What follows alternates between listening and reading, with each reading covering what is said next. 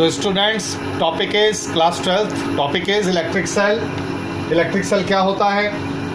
ये electric cell है, ये वेसल है, इसको वेसल कहते हैं, बर्तन। ये लिखा हुआ है ग्लास वेसल है, ये देखिए। इसमें दो प्लेट्स होती हैं, इनको प्लेट्स बोलते हैं, इलेक्ट्रोड्स बोलते हैं। एक कैथोड होता है जो पॉजिटिवली चार्ज होता है और एक एनोड होता है जो नेगेटिवली चार्ज होता है। एक कॉपर की प्लेट है यहाँ पर, एक जिंक की प्लेट है। ये जो लिक्विड भरा हुआ है ये इलेक्ट्रोलाइट कहलाता है, दिस इज कॉल्ड इलेक्ट्रोलाइट। यहाँ पर इलेक्ट्रोलाइट के रूप में डाइल्यूट H2SO4 भरा हुआ है। ओके, ये इलेक्ट्रिक करंट दिखाया जा रहा है। एक्चुअली ये कन्वेंशनल करंट है।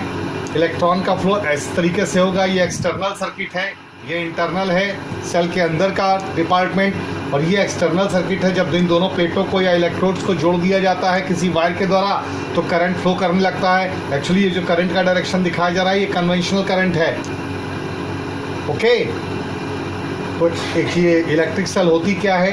ये सोर्स है, इलेक्ट्रिकल एनर्जी का सोर्स है। And electrical cell is a source of electrical energy which maintains a continuous flow of charge in a circuit, जो कि कॉन्टिन्यूअस फ्लो ऑफ चार्ज को मेंटेन करता है, जिससे कि इलेक्ट्रिक करंट पैदा होता है। या ये कह लीजिए, an electric cell is an electrical power supply.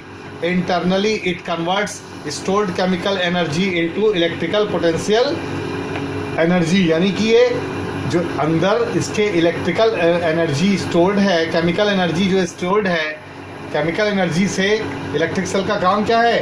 Chemical energy से इलेक्ट्रिकल एनर्जी में कन्वर्ट करना, यही काम होता है इलेक्ट्रिक सेल का। ओके, तो या तो ये डिफिनीशन याद कर लीजिएगा या तो ये डिफिनीशन याद कर लीजिएगा। ठीक है, फिर से बता दे रहा हूँ। An electric cell is an electrical power supply. Internally it converts stored chemical energy into electrical potential energy, allowing a current to flow from positive terminal to negative terminal। मतलब ये कन्वेंशनल करंट की बात कर रहा है, round to the negative, यानी positive से negative की तरफ। ओके, आइए पेज नंबर 2 पर। कंस्ट्रक्शन इसका क्या होता है मैं कंस्ट्रक्शन बता ही चुका हूँ। दो प्लेटें होती हैं, उनको या तो हम इलेक्ट्रोड्स बोलते हैं या तो सिंपली प्लेट्स बोलते हैं। It consist of 2 rods of different metals, एक जिंक की थी और एक कॉपर की थी, विच आर कॉल्ड इलेक्ट्रोड्स और plates. Number 2, these electrodes are immersed in a liquid, और जिस लिक्विड में इमर्स्ड होते हैं उसको हम लोग क्या कहते हैं? पढ़ाया, इलेक्ट्रोलाइट कहते हैं। Number 3, this liquid has the property that on immersing the plate, मतलब इस लिक्विड की, इस इलेक्ट्रोलाइट की ये प्रॉपर्टी होती है, जैसे ही आप प्लेट को इसमें इमर्स करते हैं यानी डुबोते हैं तो एक प्लेट पॉजिटिवली चार्ज हो जाती है और एक प्लेट नेगेटिवली चार्ज हो जाती है। और ये किसकी प्रॉपर्टी होती है? इलेक्ट्रोलाइट की होती है। Number 4, when the 2 plates are connected by a wire, जब हम इसको एक्सटर्नली एक वायर से कनेक्ट करते हैं तो चार्ज का फ्लो शुरुआत हो जाती है, बिगिंस हो जाता है। 5वां, एक chemical reaction takes place in the electrolyte, और इलेक्ट्रोलाइट में क्या होता है? केमिकल रिएक्शन टेक्स प्लेस करता है, होता है of the cell which maintains the supply of the charge to the plates and flow of charge in the wire. Clear? चलिए, सेल का काम क्या है? अभी मैंने बताया कि केमिकल एनर्जी को इलेक्ट्रिकल एनर्जी में कन्वर्ट करना। तीसरा बोर्ड, आइए आप तीसरे पेज पे। ईएमएफ ऑफ ए सेल क्या होता है?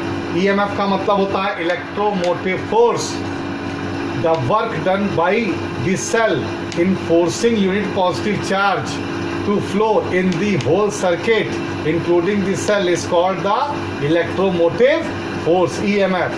यानी कि यूनिट पॉजिटिव चार्ज को पूरा फ्लो कराने के लिए सर्किट में इंक्लूडिंग द सेल, जो सेल के द्वारा वर्क डन किया जाता है यूनिट पॉजिटिव चार्ज को पूरे सर्किट में मूव कराने के लिए, including the cell, is called EMF of the cell। Important क्या है?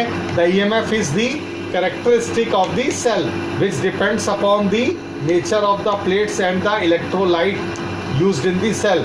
यानी कि जो EMF की जो EMF कैरेक्टरिस्टिक है वो किस पे डिपेंड है? सेल की।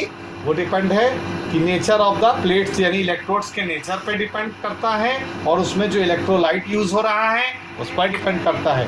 Thank you.